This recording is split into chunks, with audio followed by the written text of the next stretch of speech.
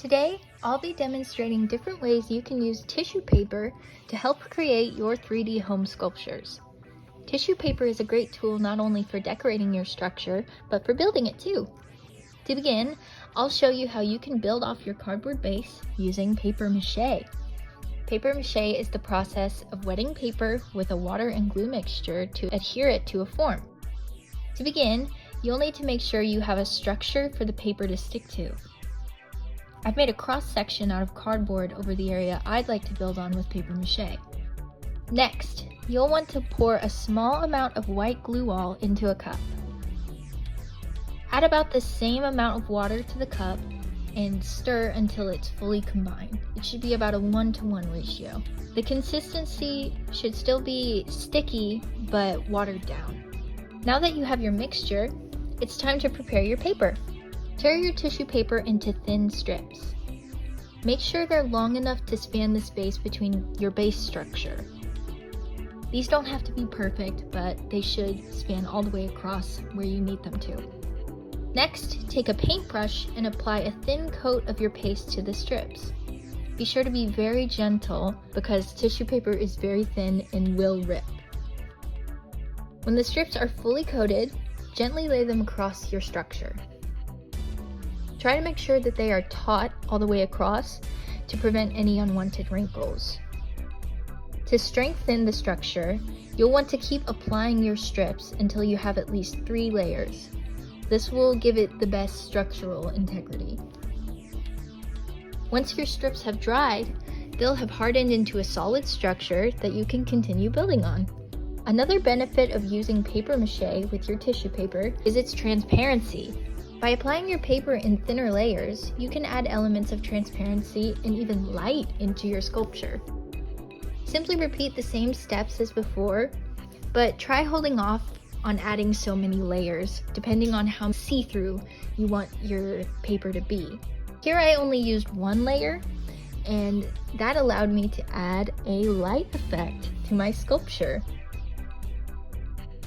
Next, we have twisting. Twisting tissue paper can allow you to imitate natural elements like vines and trees, or architectural elements like columns. To create vines or branches, tear off a piece of tissue paper that comes to a point on one side. Begin twisting from the smaller end, tightly winding up the paper by pulling it in opposite directions. Once you're done twisting, use your paste mixture to prevent it from unraveling. Once it's dried, you can apply it to your piece. For a column, the process is basically the same, but you'll want your paper to be pretty much the same width all the way across.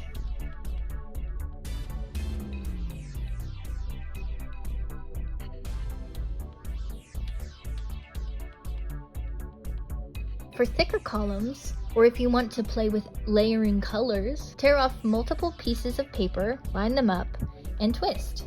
Make sure you twist tightly and seal it with paste so that they don't unravel. One last tip for twisting: if you want, you can create a water effect. This can be done by grabbing a few more pieces of paper and twisting them more loosely. You can imitate flowing water, especially if you let it taper off like I did here. Lastly, let's look at adding texture. Tissue paper can be manipulated by folding, cutting, or even just crumpling it. But one easy way to add a unique texture is the accordion fold. To make an accordion fold, simply fold a strip at the top of your paper down and press it into a crease.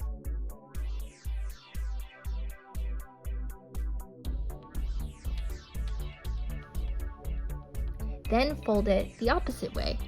Make sure you are creasing all the way across.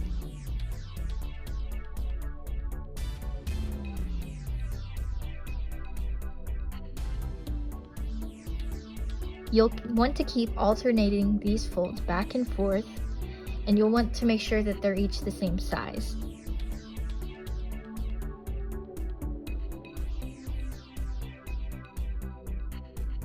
Once you're done, your paper should look like this. I added this texture to my roof to imitate the shingles that might be there. but you can use this technique to create texture anywhere on your project. You can also add a shaggy texture by cutting into your tissue paper. Cut out thin strips of tissue paper and line them up along their edges. Take your scissors and make small cuts across the edge.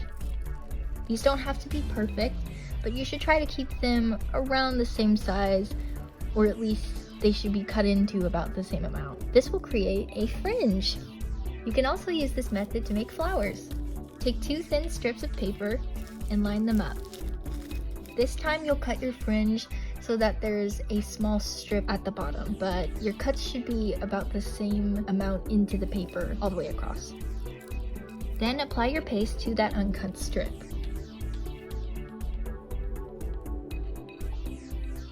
Using a pencil or the tip of your brush, begin wrapping the fringe around it, keeping the bottom level.